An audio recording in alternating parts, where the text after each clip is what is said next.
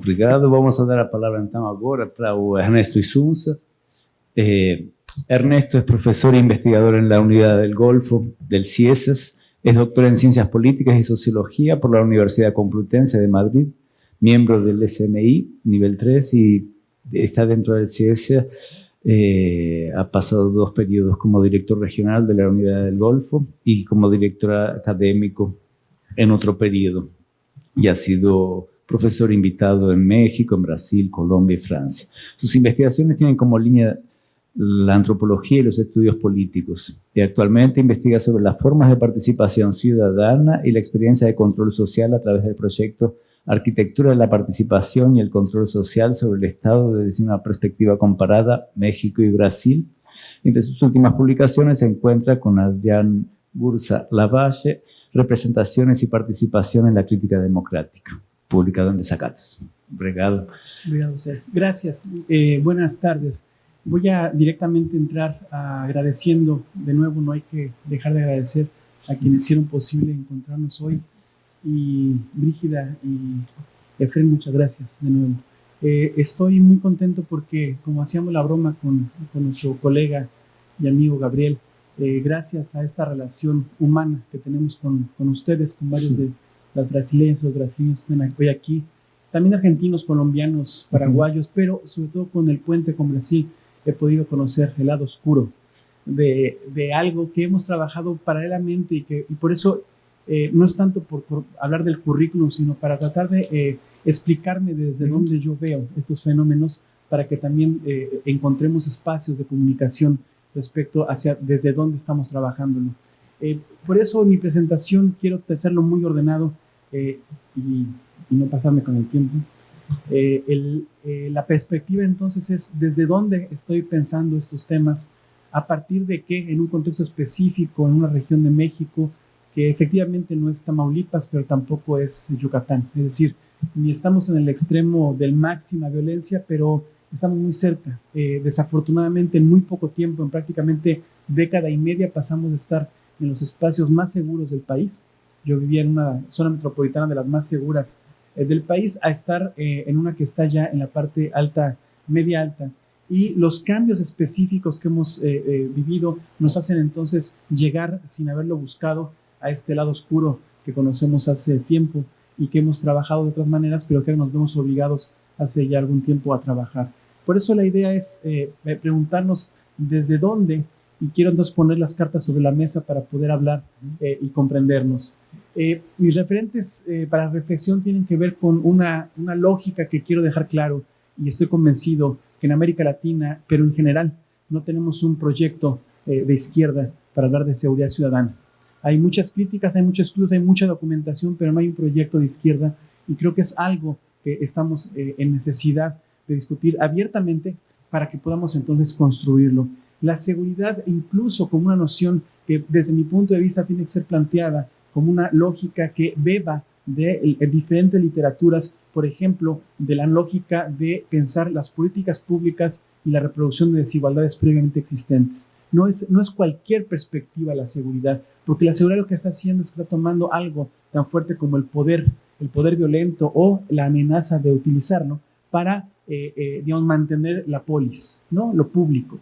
Entonces, no es de cualquier manera que tendríamos que pensar la implementación o la seguridad y las políticas públicas, sino lo que les invito a pensar la seguridad ciudadana, la seguridad humana desde una perspectiva de implementación de políticas, pensando en la reproducción de desigualdades de todo tipo, de clase, de género, de raza, de lo que ustedes quieran, pero las desigualdades que ya existen, o hacemos un proyecto desde ahí, o no vamos a lograr modificar este infierno al que hemos llegado en muchos lugares, ¿no? Y la política de territorio, entonces, por lo tanto, tiene que centrarse, en mi punto de vista, en las lógicas de interfaz entre poder público y ciudadanía, Estado, crimen, Estado, ciudadanía, como queramos abordarlo, pero creo que tiene que ver con una perspectiva relacional. Esa perspectiva relacional que no explica entonces solamente desde el mundo social, sea criminal o no, tampoco desde el Estado como una unicidad, sino identifiquemos en perspectiva relacional lo que pasa en los mundos que además siempre, como está aquí demostrado, están absolutamente articulados.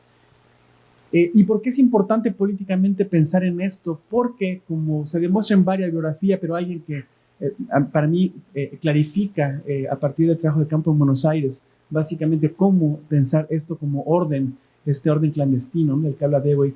Me parece que es muy importante pensarlo porque desde esa lógica lo que estamos presenciando, por lo menos en los espacios que nosotros seguimos, es una expulsión del régimen de políticas a la población carente o vulnerable.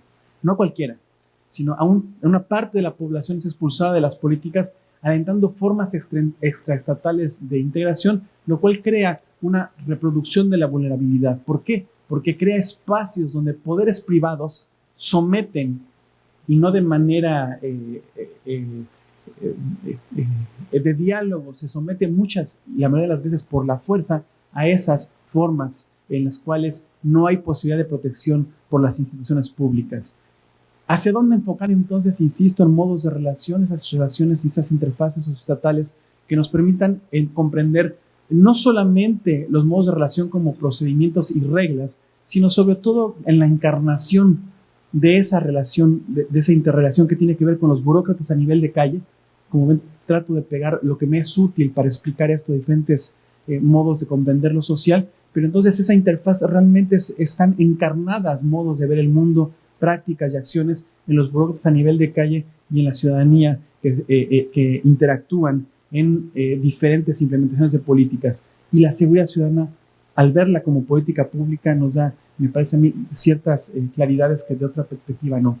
¿Desde dónde estoy partiendo?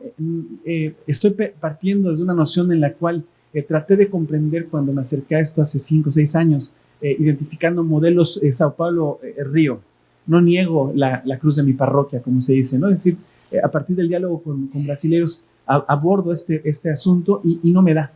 Y al no darme, entonces, platicando, avanzando tal, un especialista en estos temas me dice: no lo vas a encontrar porque no es ni Sao Paulo ni Río. Tú tienes que ver hacia la Unión Soviética, a Europa del Este, y ver lo que sucedió en términos de régimen y cómo la transición te permite ver algo que la literatura define como Estado-clan y que le estamos tratando de identificar como Estado clanificado.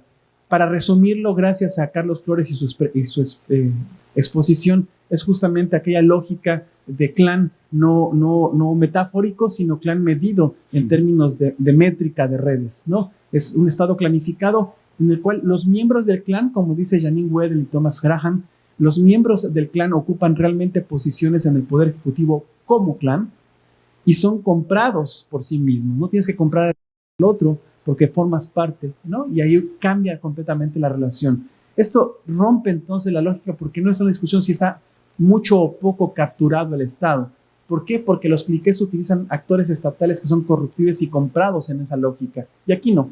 En el Estado clanificado lo que tienes es una interacción diferentemente, estructuralmente configurada, que no está la discusión qué tanto te compro, sino de qué manera te compras así a ti mismo, ¿no? La etnografía que hacen de Europa del Este, de Europa Central, efectivamente nos da mucho más para entender de dónde viene la estructuración del Estado social autoritario mexicano en nuestra transición que los modelos latinoamericanos, Colombia, Río o Sao Paulo. En clave analítica, entonces, tenemos cierto tipo de características del régimen mexicano, el régimen político, que en la transición lo que tenemos son un completo Estado de Derecho que es funcional, no es una enfermedad que se va a curar, es un tipo de configuración que tenemos que comprender como tal. De ahí la idea de Dewey de orden clandestino nos funciona, ¿no? Porque es algo que está estructuralmente incardinado en el régimen. Segundo, es un Estado hermético a la participación, no es por acaso ni explicado por el corporativismo y el clientelismo mexicano, sino forma parte del régimen el que haya hermetismo a la participación. No se decide con la ciudadanía nada en este país, prácticamente. Se consulta, se opina, pero no se decide, ¿no? Y tercero, tenemos una planificación estabilizada, es decir, no es transicional, no es producto de la transición que lleva ya décadas, sino que forma parte del acuerdo político de cómo se definen las cosas en este país. Termino rápidamente para decir entonces que hay ciertas características comunes que define de nuevo Wedel, que son ese Estado fragmentado, pero que es un Estado que no es débil, ni fracasado, ni fallido. Y es un debate político que me parece que tenemos que dar. Yo creo que sí tenemos que repensar de qué Estado estamos hablando para poder tomar una posición política respecto al deber ser, pero también para analizar qué papel juegan los actores en relación con esta institución del Estado. Segundo, hay un nomadismo institucional que precisamente está explicando cuando pasas de instituciones a institución estatal en diferentes ámbitos, en diferentes regiones, pero también entre lo público y lo privado. Ese nomadismo institucional, de nuevo, compartimos con las transiciones del bloque soviético. Las relaciones ambiguas son parte fundamental, por eso la transparencia es tan importante, por eso la lógica de clarificar procesos y de definir resultados es prácticamente imposible en áreas completas de la política pública. No te puedo decir en qué voy a invertir la plata, sino cuánta plata, ni cuándo voy a crear una clínica, ni cuándo voy a hacer una escuela, ni en qué lugar, ni en qué semestre. Eso va en contra de la lógica precisamente de las relaciones ambiguas que sustentan como tercera pata a esta mesa. Y por último, el poder puede convertirse en propiedad y la propiedad puede convertirse en poder, que dialoga mucho con la manera en la que se analiza el poder constituido, constituyente, desde esta lógica de legal y ilegal. Se dice que en México no hay modelo de seguridad. No había modelo de seguridad. Hay un modelo de seguridad hace unos meses. Desde el 8 de julio hay un modelo de seguridad. Podemos estar en contra, podemos estar a favor, pero hay un modelo de seguridad. No repitamos que este gobierno lo tiene. Yo creo que es muy importante que lo conozcamos precisamente para ver dónde podemos incidir en este gobierno, justamente cuál es el modelo de seguridad ciudadana. Este es un documento público que está en la internet, pero que el 8 de julio se aprueba como ese modelo nacional de policía y justicia cívica, donde por un lado se definen las funciones policiales que no deben reproducirse y aquellas que sí deben reproducirse, y además se apuesta expresamente por un modelo de justicia cívica. Entonces sí hay una perspectiva de la cual podemos criticar, podemos acompañar o podemos tomar partido en contra. Y segundo, también por primera vez hay una clara apuesta por una articulación de 3 niveles de cómo se construye seguridad ciudadana en este país. Y ahí lo fundamental para entender lo que les quiero exponer es esta parte inferior donde se habla de este espacio de 650 municipios en el país que no tienen policía. El modelo de policía de proximidad, que es el que obliga este acuerdo desde julio, no solamente habría que refundar o reformular las policías en 1000 y tantos, sino que además tenemos 650 municipios que no tienen policías. Es decir, la tarea de reconstrucción institucional, lo más cercano que a mí se me ocurre fue la creación de las instituciones autónomas en este país, que nos llevaron 2 décadas y media. O sea, fundar el Instituto Electoral, los institutos electorales, lo que implica crear servicio civil de carrera que no existe. Lo que está por enfrente es algo que, si hacemos todo lo que nos toca, apenas nuestros hijos o nietos o nietas van a poder vivir. Si no empezamos hoy, ni nuestros bisnietos van a poder verlo. Por eso lo veo de esa perspectiva. ¿A partir de qué? ¿A partir de qué? De un estado del que vengo, de una zona metropolitana de la que vengo, que tiene algún tipo de característica fundamental que quiero explicar rápidamente. Primero, venimos de una lógica de seguridad que se confirma en una alineación de estrellas en todo lo que puede salir mal, sucede y más. Es decir, un modelo policíaco que está hecho efectivamente para que cuando es capturado por el Estado planificado puedas lograr la máxima extracción de valor a partir del monopolio de este clan de las actividades criminales. Y no estoy hablando de el microcomercio de marihuana, no, estoy hablando de secuestro de personas, estamos hablando de desapariciones, estamos hablando del monopolio de la venta y compra de carros, motocicletas robadas, de la extorsión, del secuestro express. Estamos hablando de una verdadera transformación en apenas 2 gobiernos últimos priistas y en el minigobierno de 2 años del PRD-PAN, de lo que se conoció como Alianza por México y que en Veracruz tuvo esa gobernatura. En la capital del estado, no en un rancho perdido, en la capital del estado, donde están los poderes del estado de Veracruz, un espacio de 500 000 de habitantes, un poco más. En el 96 se crea la Policía Intermunicipal, para entonces 600,000 habitantes, porque eran varios municipios, pero en el 2011, justamente a la mitad de este problema, de esta pesadilla, cuando después de que llegan los Zetas se disputan con el Cártel Jalisco Nueva Generación del territorio, justamente ahí, por acaso, ¿no?, de casualidad, desaparecen las policías de proximidad, las policías locales, y se concentran los poderes en la policía estatal y una nueva, como en muchos lugares se llama Fuerza Civil, pero que es la policía militar. ¿no? Se crea entonces un aparato que a partir de ello recompone todo el espacio. ¿Qué es lo que pasa en octubre del 17? El gobernador en ese momento del Pacto por México, Yunes, impone la reconstrucción de 23 policías municipales de las principales ciudades del país. ¿Por qué? Porque ahí pierde las elecciones municipales. En el caso de Jalapa lo va a ganar Morena. Previo a la victoria del 18, en Jalapa triunfa Morena con una coalición encabezada por un colega de nuestra institución, un colega de CIESAS, es el presidente municipal, pero con ONGs, con antiguos militantes, tanto de la izquierda como incluso del PRI, pero también con personas que empezaron su militancia apenas hace unos meses. Es decir, ese tipo de alianza es lo que gana en Veracruz, en Jalapa, perdón, en enero del 18 empieza a gobernar, y cuando pasa lo que sucedió a nivel federal, nada más les recuerdo que también Morena gana sin que nadie se lo esperara, tampoco el gobernador que ganó, que iban a ganar. Estaban preparados para recibir, pero no para ganar. Es decir, eso implica una complejidad de un campo de la seguridad ciudadana que explica por qué estamos metidos apoyando la creación de la policía. Porque no veamos de ahí. Entonces, les comparto preguntas desde dónde tendríamos que salir de la caja para pensar esta problemática. Yo les propongo 3. ¿Qué papel debe jugar la sociedad, ¿no? en el modelo de construcción de seguridad ciudadana desde la izquierda?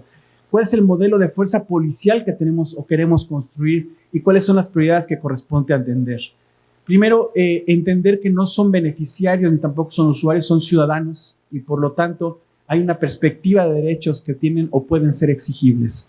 Desde esa perspectiva de quién está del lado de quien exige, nosotros tenemos que pensar entonces un rol activo. ¿De qué manera tenemos que definirlo? Eso no va a llegar solo, tenemos que definir hasta dónde y por qué somos cómplices, somos la inteligencia barata del Estado o somos quienes coproducimos situaciones de seguridad. Y los que debatimos el espacio público y los metros que son dados de manera privada a unos y no a otros. Creo que hay muchas cosas que discutir respecto al modelo de seguridad ciudadana. ¿Cuáles son los modos de relación en política pública? Son estos, una vez que hacemos la revisión de lo que sucede a partir del 1 de enero del 2018, y son diferentes formas. Fundamentalmente el que está en morado, que sería las redes por cuadrante, es el modelo que viene de policía de proximidad instalado en Jalapa y el cual fortalecido actualmente con los nuevos mandos que llegaron en el 2019, que son personas que han trabajado años en la Policía Municipal de Ciudad Nezahualcóyotl, en la zona metropolitana de Ciudad de México. Es gente formada por el llamado jefe amador, por la cabeza que ha construido la Policía de Proximidad con mayor continuidad en México, que es Ciudad Nezahualcóyotl. Y luego lo que no está producido tampoco en Nezahualcóyotl es un espacio donde legítimamente representada la ciudadanía pueda controlar democráticamente al poder armado, a la policía. Es algo que tampoco está diseñado, aunque en el modelo de nueva policía municipal se dice, no hay modelos que seguir porque eso no existe en este país. Un poco rápidamente, ¿cuál es el problema de la institución que se está construyendo? La propuesta es que de noviembre del 17 a enero del 18 se define que tiene que haber 1,000 elementos policíacos que no existen, se están contratando desde cero en los 4 años que va a durar este gobierno municipal. Se define que el modelo es una policía de proximidad, es decir, que tenga prevención, mediación y primer contacto, pero a partir del nuevo modelo policíaco en julio también tiene que tener funciones de investigación. Por primera vez, las funciones de investigación también son parte de las policías municipales. Y dividido en una parte de policía de proximidad masivo y luego pequeños grupos que tienen que ver con ayudantía, es decir, seguridad de servidores públicos estratégicos, ¿no? O sea, guaruras, o sea, bodyguards, ¿no? Muy pequeño, es una fuerza de 10 personas, un cuerpo de resguardo de valores e inmuebles públicos y una policía de movilidad cuando se recuperen las funciones de movilidad allá en Jalapa, que están perdidas desde el 2011. Los cadetes se convierten en policías a partir de ciertas características que hacen también particular el experimento jalapeño. Primero, son personas de 18 a 35 años que no tienen que tener ningún tipo de relación ni militar ni policíaca, ni tampoco de seguridad privada, no pueden tener esa experiencia. Segundo, es un pago alto relativamente para el medio, ganan tanto como los policías estatales bien pagados, y tienen un tipo de formación que después de la academia de policía, primero en Puebla y ahora ya en Veracruz, tienen un trabajo colaborativo con una institución académica, que son CIESAS, que tiene además interlocución con el modelo de policía de barrio, que también es igualmente nuevo en Barcelona, aunque tiene policía municipal, realmente el modelo de policía de barrio es muy reciente, y de ahí sacamos la posibilidad de cómo quien forma a los policías de barrio en Barcelona no es la policía, ni tampoco la escuela de los Mossos d'Esquadra en Cataluña, sino es un colectivo de colegas, criminólogos, sociólogos, trabajadores sociales, antropólogos, quienes forman en las cualidades, en las capacidades de policía de barrio. Y a partir de enero de este año, el modelo abiertamente el modelo de Ciudad de Nezahualcóyotl de policía de proximidad. Y como decía, la meta son tener los 1000, vamos muy lento por problemas que veremos al final, pero actualmente tendríamos para diciembre del 19, o sea, dentro de una semana, habría 225 de los 1000 policías ya en la calle. ¿Por qué? Muchas complicaciones, pero darse una idea, la primera generación de 77 policías de hace un año, fueron 766 solicitudes, solamente 344 pasaron los exámenes de control de confianza, solo 344, y apenas 77 terminaron su formación en la Academia de Policía. Los aliados por la formación no son todos, al contrario, hay muchos enemigos de este modelo, principalmente dos. Uno, la propia burocracia de la seguridad y el negocio de la seguridad. La seguridad privada es un muy grande negocio, y también los empresarios, la élite empresarial, que tiene sus propios métodos de asegurar sus bienes, sus vidas, su vida cotidiana, que están a través de uno de ellos, que forma parte del Cabildo y que además preside la Comisión de Seguridad, permanentemente metiendo piedras para que esto no funcione. La policía de proximidad, lo que ustedes conocen, que son esta división por cuadrantes de la ciudad, y bueno, básicamente lo que ustedes conocen, lo que aquí nada más es situar para llegar al final ya de la presentación, que me quedan 6 minutos. Entonces sería, sobre todo, insisto, el máximo cuidado en la interfaz ciudadanía-servidores públicos, pensado a los policías como burocracia a nivel de calle, con todas las implicaciones teóricos, metodológicas que implica esta perspectiva. ¿Qué hacer? Está la experiencia acumulada, lo que vamos a hacer, el contexto donde se puede actuar, y ahí la lógica es entonces pensar límites y retos, ¿no? Hay límites como una fundamental limitación, que es un poder judicial absolutamente desmantelado, ¿no? La peor institución del Estado mexicano que tendríamos que reconstruir sería no solamente la justicia penal, sino también la justicia cívica y el Ministerio Público, Fiscalía, que está absolutamente en crisis.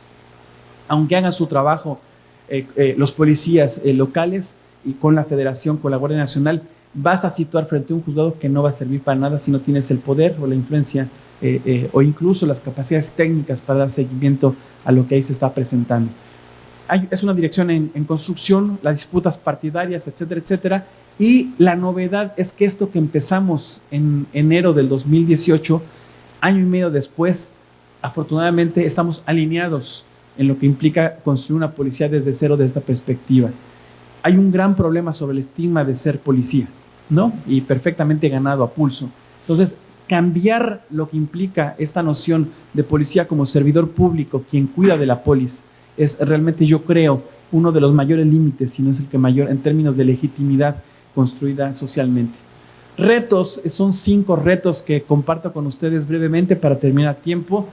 El primero, yo creo que es discutir y crear, aportar lo que sería el dispositivo de control democrático de la policía. Es algo que no tenemos claro ni cómo ni cuándo tal. Hay experiencias comparadas, sobre todo en países anglosajones del norte de Europa, hay mecanismos en los cuales se puede pensar y cómo articular, cómo hacer que esto se lleve a cabo. Y nos parece que hay ciertas características que hemos visto que son importantes. Que esté articulado el mecanismo de asuntos internos, que esté dotado de autonomía y confianza y que tenga un apoyo expreso político en este proceso constructivo de las máximas autoridades del poder público local. Segundo, necesitamos entender que la mejora continua del proceso formativo de los nuevos cadetes, de los nuevos policías, tiene que ser eso, continuo.